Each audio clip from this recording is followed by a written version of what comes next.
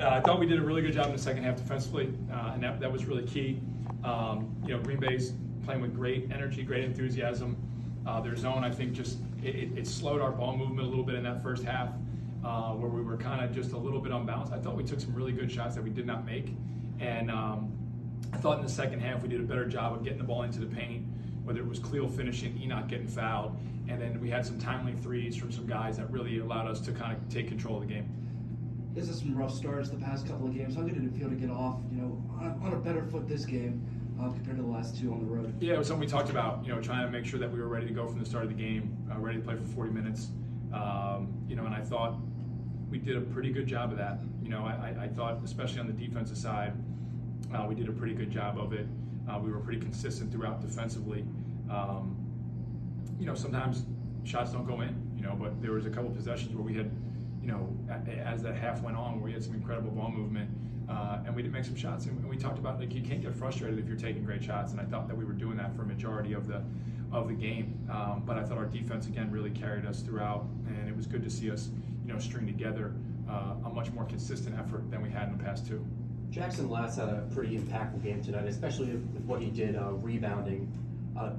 How would you assess just what you saw from him tonight? And more broadly speaking, how pleased were you with the effort on the glass? Well, I think it's something that we talked about going into the game. We thought we could get some offensive rebounds, and I thought he did a great job of that. Led us in offensive rebounds with 4. But Jackson, he's just so versatile. He's able to play multiple positions. He's able to guard multiple positions. He's able to make good decisions offensively. He's able to rebound the ball. He understands our offense inside and out, so he's able to really help facilitate and move the ball. And then when he makes a couple threes like he did tonight, all of a sudden, that just opens things up for other people. But Jackson has great value, and that's why he's played as many minutes as he's had, and we're hoping that he can continue to build on it. You mentioned the offensive rebound. You guys had 20 second chance points tonight. Just how key in your eyes was it just generating those second chance opportunities? It was something we talked about going into the game. It was something we talked about at halftime. Enoch went in and got 1 at the end of the first half where he got fouled and made 2 free throws, and he had 2 in the second. And he's a guy that we've been having get back for large portions of the year. But with Mike playing some more minutes because of some of the foul trouble with Steph and Khalil, we were able to let E go to the rim, and he's obviously a great offensive rebound last year. He did a great job of it. So again, it's things that I think when you're not maybe making as many shots and you have some opportunities to get to the glass, it's always helpful to do so, and I thought it really benefited us tonight. Coach, you struggled from three-point line in the first half. You mentioned, in the second half you guys started to dominate in the glass. Was that something that kind of came out of those three-point struggles, or was trying to control the game down low something that you wanted to do going in? I think just trying to find some balance. I think obviously we took some really good threes in the first half that we didn't make, and we tried to talk about getting the ball into the paint, which I thought we did a decent job of in the first half. But I thought in the second half we did a really good job. Mike kind of got us going with some dribble penetration. Enoch got going with some dribble penetration. We were able to get Khalil on some opportunities, on some cuts, and some post-ups. And then I think that led to us being able to just keep them on their heels, whether it was now we're trying to get into the paint and the defense is collapsing, now we can kick out for good threes, or now they're extending, trying to take Josh away or take Jackson away, and now we get dribble opportunity to drive it, right? And that's really what we talk about all the time is, just trying to make the right play, whether it's your shot opportunity or it's an opportunity to move it or penetrate it, and that's what I thought we did a good job of in the second half. Another 8-block performance on the defensive side of the ball. Can you just speak on the defense's ability to block those shots and protect their perimeter at a high rate, like you guys have been doing over these past several games? I never really look a ton into shot blocks. Sometimes when you have to block a shot, sometimes it's almost out of emergency, like somebody's beat and you got to come over and you got to protect. Obviously, it's a nice luxury to be able to have. Khalil does a great job of it. He had 3 of them tonight. Steph had a couple. And I thought we were able to contest some jump shooters as well, where Jackson got a couple block shots as well. And it was, anytime you can protect your rim, it's critical. And there's a couple ways you can do it through shot blocks and through charges. And we promote all those things as much as we can. Especially the charge side. Your team took control in the second half, outscoring the opponent 41-27. What was your message during halftime? Just continuing to play, continuing to follow our formula, right? We got to continue to guard.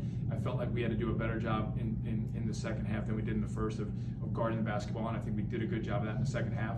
And then just continuing to trust to move the ball offensively. You know, I thought, like I said, I thought we took some good shots, and you can't be frustrated sometimes when they don't go in, because that happens in the game. We got to continue to control what we can control, and that was on the defensive side.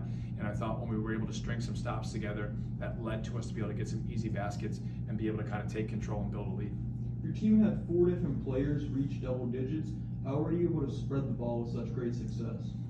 You know, that's what we promote every day. You know, we want guys, you know, trusting each other, moving that basketball, trying to find the highest percentage shots, trying to be as efficient as we can be.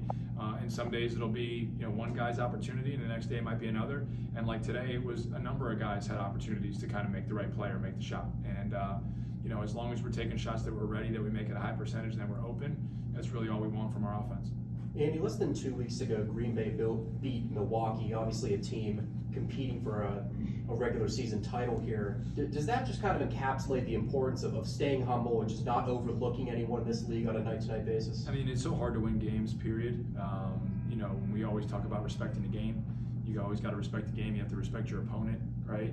And if you ever try and skip steps, you put yourself in jeopardy, right? And we, you know, they were in a close game against Detroit over last weekend. Obviously, they beat Milwaukee.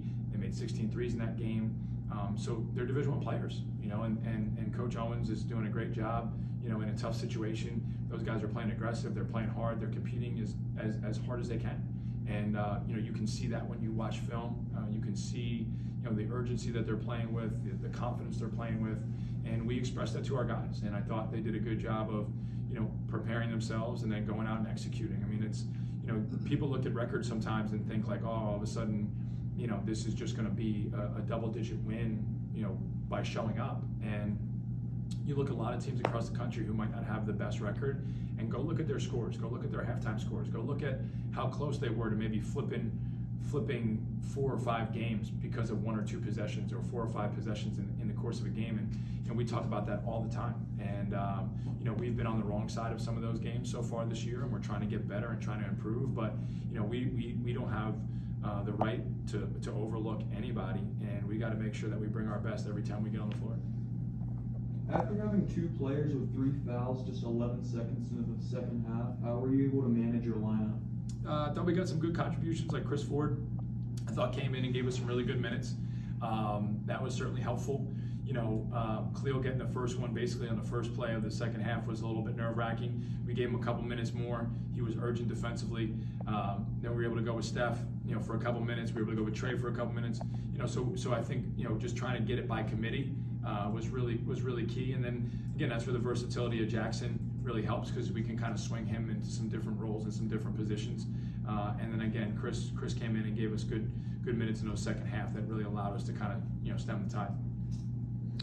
Coach, obviously, I'm pretty sure you guys only played the same amount of players, but they only had 9 available to them. Was that something that you guys tried to exploit, knowing that there wasn't much that they had a deep bench available? No, I mean, I think you're always just trying to, you know, take each and every possession as it comes. You know, there was a couple times we felt like, you know, fatigue was potentially setting in, and we wanted to continue to kind of keep that ball pressure, you know, try and make them work for shots, not allow them to get some easy stuff. But that's stuff we do typically regardless of, you know, available guys on either side. I think certainly towards the end there was a couple threes that I thought they had some clean ones on that they missed, and that could have been, you know, due to some fatigue. But you know, we're just trying to make sure we keep our house in order on our side of the bench. We can't worry a whole lot about what they got going on down the other end.